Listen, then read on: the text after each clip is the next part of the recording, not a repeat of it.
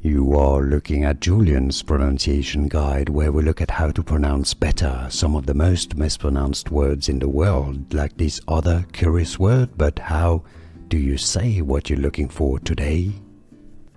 Let's learn how to pronounce the name of this village located in Italy. If you want to learn more useful vocabulary from Italian and famous places in Italy, stay tuned. I've got more videos for you you'll want to learn from.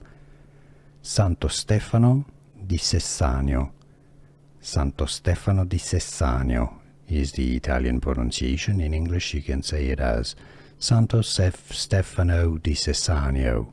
Santo Stefano di Sessanio. Here are more videos on how to pronounce more confusing words and names too many mispronounced. Like this video if you found it useful. I appreciate your support. I'll see you soon and thanks for watching.